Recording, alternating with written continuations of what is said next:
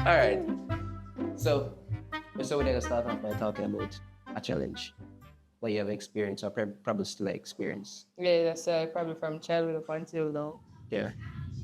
Good. Honestly, for me, I wouldn't say there has been many challenges because that is something where I guess we struggle with. It's not even a challenge, is uh is a it's me feeling out of place because when I experience much challenges. It's like people would always, when I'm younger, in a primary school, I grew up in a high school, persons would always have this thing with them I go through with them family or this thing with them I go through, well, more this at church because we never have much knowledge or we never invested in a church at that age. The moment I began to be invested in church activities, usually the church activities was around the 9th grade, right? That is when I start to go up on the choir, that I start to participate in a youth fellowship. But everything before that was really just me there at church because of my parents. Even Sunday school, I didn't really like it. So I wouldn't say church would, the atmosphere of the church would be anything that are a factor towards the struggle as it feeling left out. It's just that people always have these testimonies or these things that go through in their family. We never really have that. So struggles for me, I wouldn't say there's a lot. Struggling because, not really struggling, but not having a struggle. So, yeah, even I find myself, I look up, when we did in high school, when we start find out phobias, people have a fear of spider, people have a fear of water and all of that. I found out, well, I think I did have, because it perfectly lined up with my situation. That was hathazagrophobia. I don't know if I pronounce it right. It's one of the lung phobia them. And that's the fear of being ignored or the fear of being rejected. And I guess that alludes to why I never really like to approach people or why I never like no. Like if I ask you something, I'm gonna know you might say no, I'm not gonna ask you. I prefer you say yes, or if you're not gonna say. So for me, I guess when something come back to mind for me, I can't share it, but for me there wasn't a lot. Okay, well, there wasn't a lot until I began to get older. That's interesting, but boy. I'd say there were a few, but it's a case where it seemed minor, Right. but it also seemed major at the same time. Like,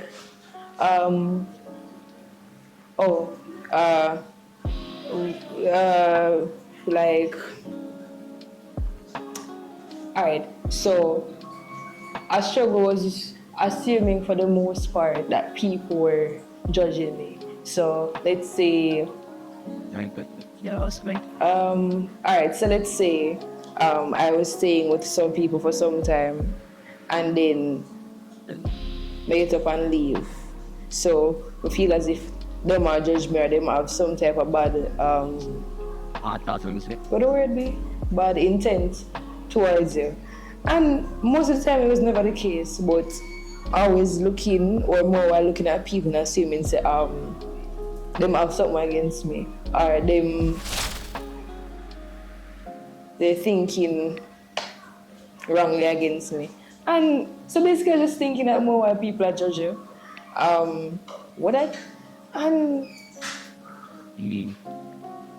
I'd say it probably started going into my teen years. And it has been something up until now, but of course that's something that I've gone over because a struggle like that, you can't continue to live that way, right? Because it won't serve you. A mindset like that, or a thought process like that, is going to always keep you bound especially in doing something. It even when it came on to worshiping. So being afraid to worship or lifting their hands and stuff like that. Um, but then I remember one day I told the Lord that so I tell God, say, I want to be the type of person we can worship without worrying what somebody else say or what them think. And, it did become a reality because now I lift my hands to worship, and worship comes in different shapes or forms. So not only lifting your hands. And I wouldn't say that no. So that's for the worship aspect. Overall, I wouldn't say I completely feel as if everybody have something against me. But it's still a case where, depending on what I'm doing, obviously trying not to do or not doing anything wrong, but still feel as if somebody I watch, well, knowing that people are watching, and it make me anxious at times. So, because they can feel the stares. And it depends on who you are around, and where you are. That determines how you are affected or how people watch you. How people watch and how you're affected. Because I can be in a certain space and nobody cares, right? But being in a different space now, people are watching. Whereas if you're somewhat well known, either because of what you do or because of who's related to you. And because of them watching me, because of where I am, it can cause me to feel more anxious. To say, all right, so these people are more familiar with me, or because of where I am, these are the type of people that are there, so they are probably thinking that way. So that's still a struggle, but making an effort to overcome it time and time again. And I think the reason I don't have that shame anymore is because I started to become more of myself. In the past, I would say that I was still trying to discover what I like, what I don't like, because I was one that would resonate with anything, meaning, if I football, if I talk about anime, so would I resonate with a lot of different things, but I didn't find that thing that I would identify with, or that identity. And I think, when I discovered that, I would say rediscover, was through art. So there's this program at my school, right? At the time, in high school, they had an art program, Impulse Art Project, where they provide an opportunity to give lessons to students or former students or people drop out of school, the opportunity to learn different things in the arts, whether it be painting, still life, animation, theater arts, drama arts, so photography, videography, cinematography, right? All of that. And that is when we get the opportunity to then rediscover a passion that I had. Because that's when I realized that when I was in primary school, I did love draw. I did love the idea of recreating something on the screen. Like if I say a character, I would want to draw it and put it on the paper. So I love that, but then I did lose a passion there growing up. Then it become running track and field. Hey y'all, come look at this. I have a dream for Brock using board record one day. What? Bro, what are you talking about, man? What did you just say? Yeah, we know how that worked out. Well, just as I thought, trash. We reached to a point in high school where I start to like football. So then I start playing football more and more and get better at it. Until it came in 9th grade when we rediscovered art. And then I found where that is where my divine purpose lies. But then that's a different discussion. But I rediscovered art, and through art, but I eventually start to find me, meaning the place that I excel the most. Discover what I am created to identify with, right? Because I'm strongly believe that. It's like it's an inseparable bond. And through that, I've learned how to not care how people would receive me, or not care about being ignored or rejected. And then I guess that's a way how I ended up being able to overcome a challenge like that, right? And there are a lot of different challenges. A lot of people go through the challenge of ignorance. Yep, just ignorant about every situation. Depression, or just you're just miserable about different situations. Or say for instance, your situation being what social anxiety, right? A lot of different challenges. And a lot of these challenges, most if not all, are spiritual. In fact, all are spiritual. Because I think we're learning as believers. What's up? As believers, we live by the Bible. The Bible is the foundation of our faith, truth, and belief. If there wasn't a Bible, our purpose of doing things would have vague, would have purposeless, would have seemed more crazy, because we now have nothing for base with facts from, right? But now, because we have this, I believe it to be the truth, the foundational truth and principles guides everything. We have learned many things from it. And one of these things we have learned is that the things that which are seen come from the unseen. Great. And the things that which are unseen are temporary. The things that are seen, the things that which are unseen are eternal. The things that are seen are temporary. Which means that everything that exists in the physical come from the invisible, which is the spiritual.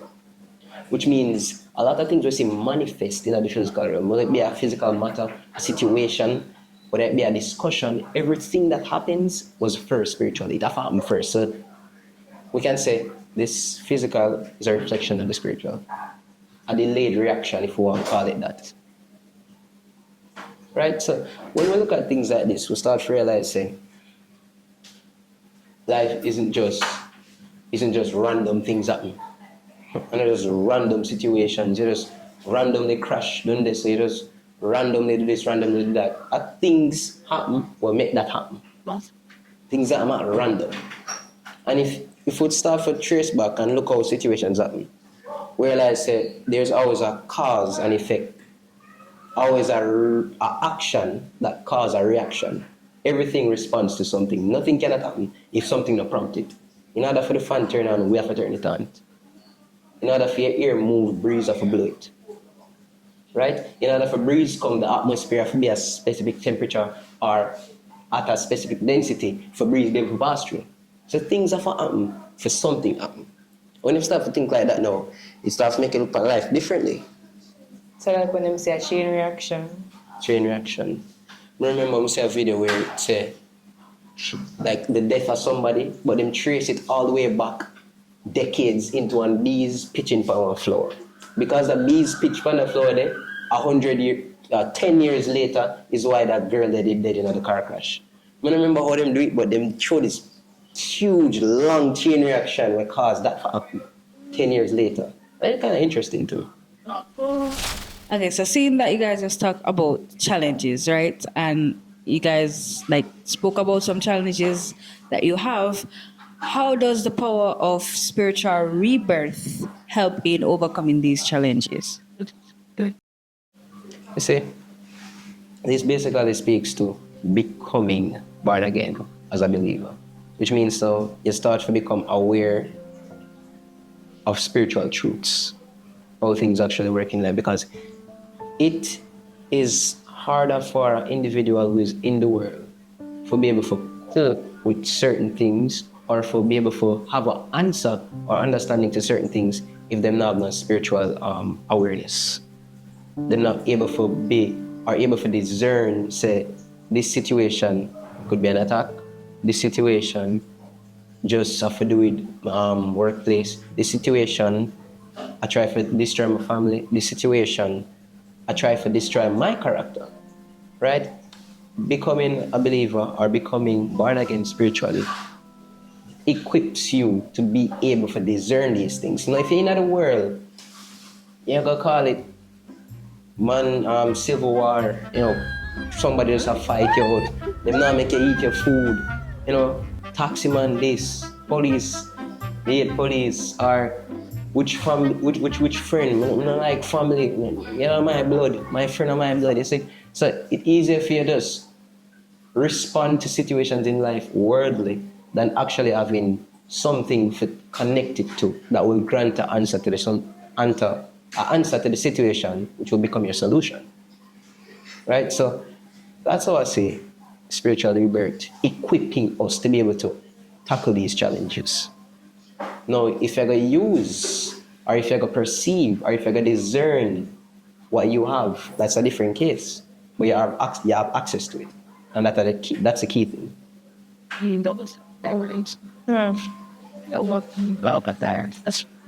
But why I think it's even like you, your situation, or not even your situation, just what you have noticed. Though we have access, or though we are equipped with spiritual awareness, the things of God, this world is more than just the physical. We still see a lot of different struggles in the Christian religion, or in the Christian community, or in the circle of believers, right? And it's become a case where this struggle is an expectancy, and if you now go through it, something is wrong, right? If you now do this, something wrong. If you now discern this, something wrong. It's like the struggle. You're supposed to go through the struggle as a believer because that's what makes you a good Christian. I've seen that.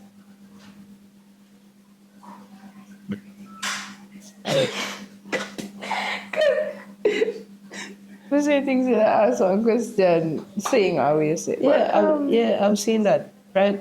So, what you take away from that? Seeing you have garnered understanding in more things than things we usually learn at church.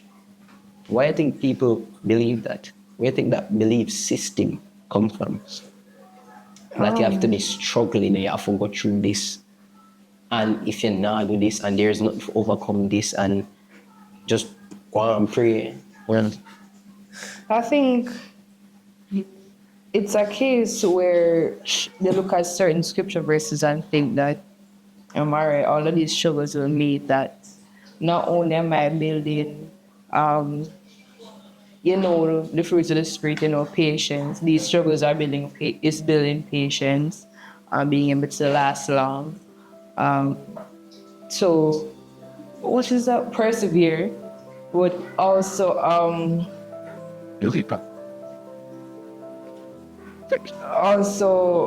I think probably to not cope, but I think it adds on to the mindset of going to heaven, right? Because I'm going through all of this now because of it's a wicked world and I'm a Christian. So that means I'm going to experience a lot of these things. But in the end, eventually, I'll get to the other side and these things will be no more because I withstood the struggle. in the sweet by and by. In the sweet by and by. Because and it really made it seem as if it's when you step into Christianity, you're going to go through struggles, and it's because of where you're going. And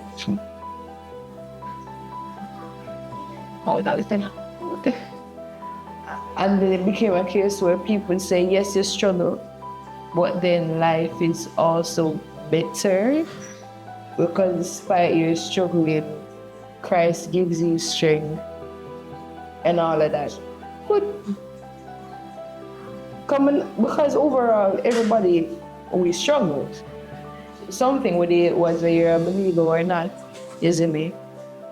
But it's how you get through it. And boy, the whole struggle mentality and mindset, it seems weird. Because there'll be seasons in life where I'm not struggling, or it feels as if I'm not struggling with anything, or probably just a minor problem that's happening.